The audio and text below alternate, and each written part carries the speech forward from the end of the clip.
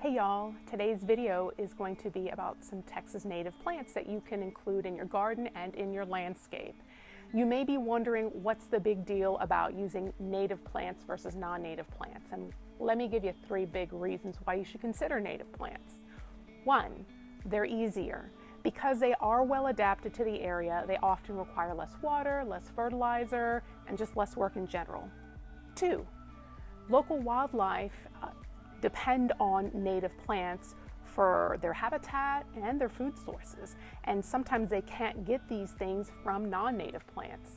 3, non-native plants can sometimes crowd out healthier native plants in an area, which has a huge impact on the local ecology.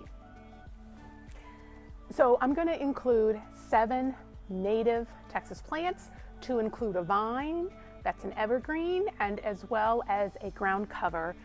For most of these plants, they will require well-draining soil because despite being native Texas plants, a lot of these plants grow in rockier soil, and so sometimes if you've got that compacted and clay soil, you'll have to amend it a bit. So I don't want you to feel like you don't have to prep your ground. You will have to prep your ground somewhat to make sure you've got the best chance of these plants thriving. Also, stay all the way through the end of the video because in this video I've highlighted a local nursery where you can find a lot of these native Texas plants. Okay, the first plant is the autumn sage. It is a deciduous type shrub, 3 feet in height and spread. Has a few different color options. The hot pink and fuchsia tend to be the most heat resistant or heat tolerant. Flowers spring through autumn, pretty deer resistant, does great in full sun, and pretty drought tolerant once established. Okay, next up is Gora or Guara. I'm not entirely sure how to pronounce it. It's also known as bee blossom. This is a 3 by 3 foot deciduous shrub that flowers spring through autumn.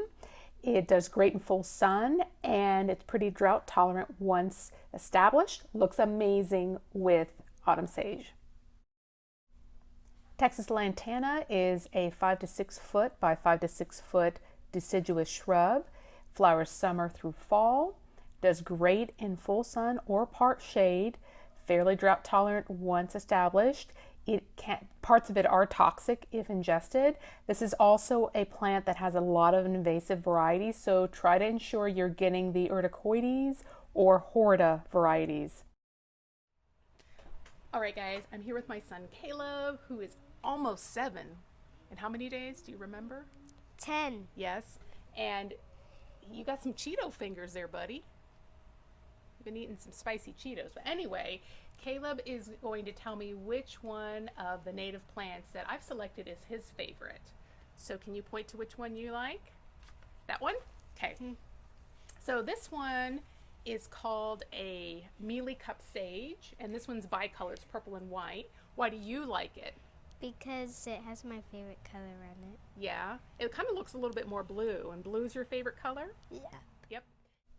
Mealy blue sage is a perennial that gets about 2 to 3 foot in height and spread. It flowers from spring through fall. It is very drought tolerant once well established and does great in full sun. Turks Cap is a great shade option. It is a deciduous shrub that gets about 2 to 3 feet in height and spread, though some of the flower spikes can get as tall as about 9 feet. It flowers from summer through fall and is fairly drought tolerant once established. Silver Ponyfoot is a beautiful silvery ground cover that is evergreen. It does well in sun to part shade and also is fairly drought tolerant. Crossvine is a self-clinging vine that is also an evergreen.